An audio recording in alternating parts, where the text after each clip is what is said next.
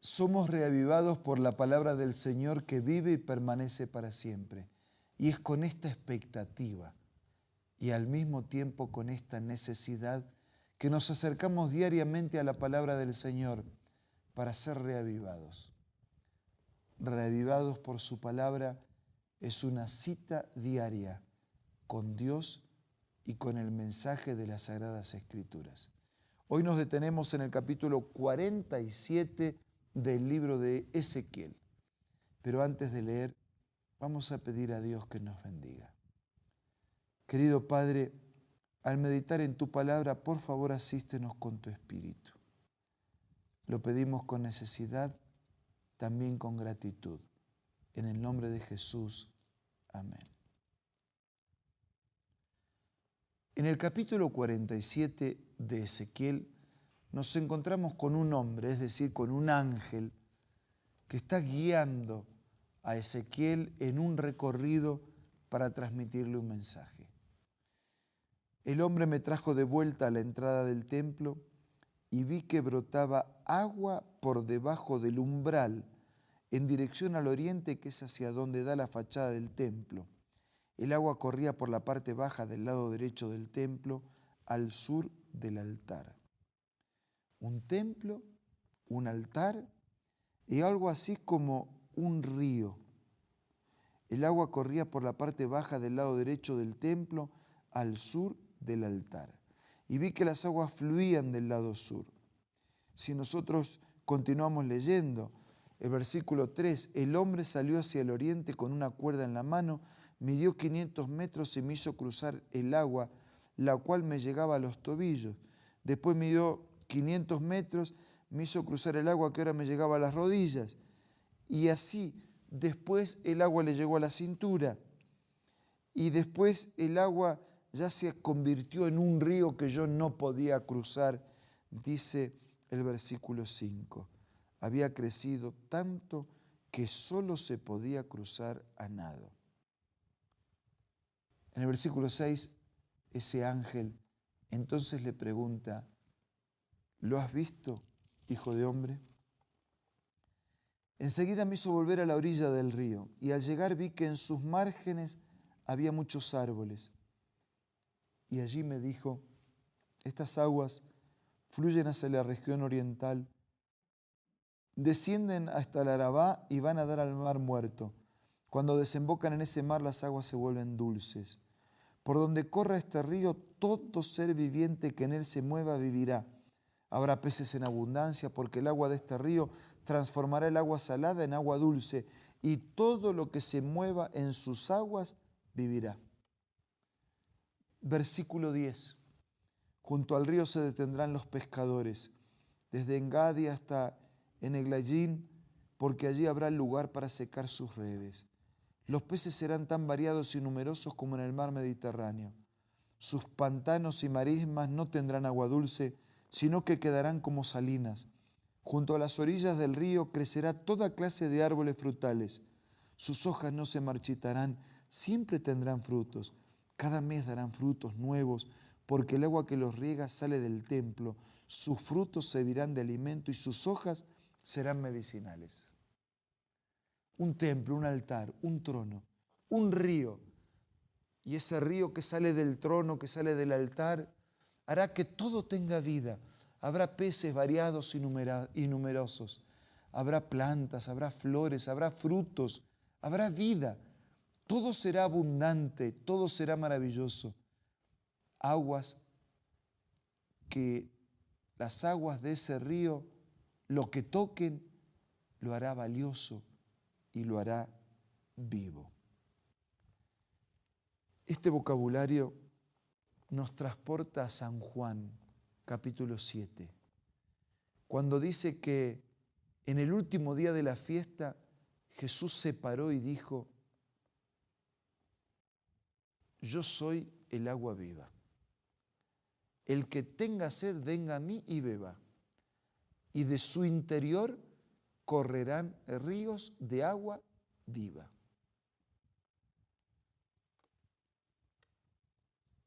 Estas declaraciones nos conducen a Apocalipsis. donde dice que en el trono de Dios, del trono de Dios, sale el río de la vida. Y que en las márgenes del río de la vida está el árbol de la vida. Y que ese árbol de la vida produce frutos todos los meses. Y que comerán para sanidad de las naciones, es decir, para que la vida sea vida para siempre. Proféticamente, Ezequiel está recibiendo a través de esta visión ese río de aquel templo que por la presencia de Dios restauraría la vida, recuperaría la vida y produciría vida, pero al mismo tiempo nos está mostrando proféticamente hacia el futuro. Cuando el pecado sea terminado para siempre, cuando del trono de Dios salga el río de vida, cuando del árbol de la vida comerán las naciones para tener salud y vida para siempre, cuando ese árbol produzca frutos todos los meses. Desde el versículo 13 en adelante aparecen los límites, la geografía, los límites del país, cómo se repartirá la herencia con las 12 tribus de Israel, tomando en cuenta que a José le va a tocar doble porción. Y así la distribución. Dice versículo 14, a los antepasados de ustedes les juré darles este país como herencia. Y cada uno de ustedes recibirá su parte. Y por el lado del norte, y por el oriente, y por el sur. Y el versículo 20 habla por el occidente, donde hace frontera. Y por el 21, ustedes deberán repartirse esta tierra entre las 12 tribus de Israel. Y así hasta terminar el capítulo 23. Y en la tribu donde esté residiendo el extranjero, allí le darán su herencia. Lo afirma el Señor omnipotente. Sí, amigos, también hay herencia para el extranjero. Es decir, para el que no era israelita. Es decir, para aquel que había nacido en otro lugar, para aquel que era pagano, pero que arrepentido y convertido aceptaba a Dios como su Dios. Y yo me detengo en ese juramento y en esa promesa de parte de Dios. Les juré darles este país como herencia. Y mi mente se basa en Juan capítulo 14, cuando Jesús está con los discípulos, está enseñando, está compartiendo con ellos su ministerio, los ve afligidos y les dice: no se turbe vuestro corazón. Si ustedes pueden creer en Dios, crean también en mí. En la casa de mi Padre muchas moradas hay. Si así no fuera, yo ya se los hubiera dicho. Yo me voy a preparar un lugar. Me voy a preparar un lugar para cada uno de ustedes. Y vendré otra vez. Maravillosa promesa. Vendré otra vez para que donde yo esté, ustedes también estén. Así como en el pasado Él había jurado dar aquella tierra como herencia, el Señor retoma su juramento, retoma su promesa, y lo que le dijo a los discípulos es también para nosotros. Yo me voy, preparo un lugar en el cielo, en la eternidad, una casa, una herencia, una vida. Vendré otra vez. Dios dice, decidió venir a esta tierra Jesús porque decidió que no podía vivir sin nosotros. No lo merecemos, pero Dios vino a esta tierra porque decidió que no podía vivir sin nosotros. Vivió, murió, intercede y volverá. La satisfacción, la realización del Señor es que compartamos con Él la eternidad. Hay una herencia de tierras, una herencia de cielos, una herencia de intelecto, una herencia de vida, una herencia eterna preparada por Dios para todos nosotros. Del trono de Dios sale un río de agua viva. Mientras ese día llegue, alimentémonos, refresquémonos del agua viva que proviene de la palabra de Dios. hoy, ahora, todos los días, siempre. Ahora los invito a hablar con Dios a través de la oración.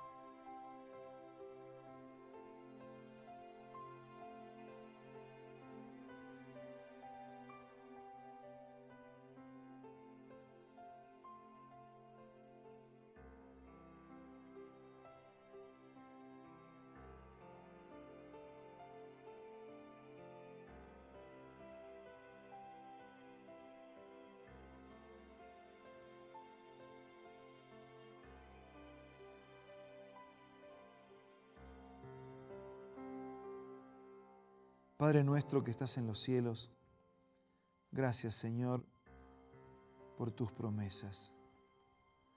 Gracias por ese río que te representa. Gracias por esa vida abundante que nos das. Gracias porque hoy ya tu presencia hace diferencia en nuestra vida. Y porque pronto cuando regreses, la diferencia será definitiva y eterna. Por eso te pido que nos ayudes a tomar todos los días de la fuente inagotable de tu palabra. Bendice a nuestros amigos, bendice a nuestros hermanos y que la paz de tu presencia nos acompañe durante todo el día. Te lo pido y te lo agradezco en el nombre de Jesús. Amén.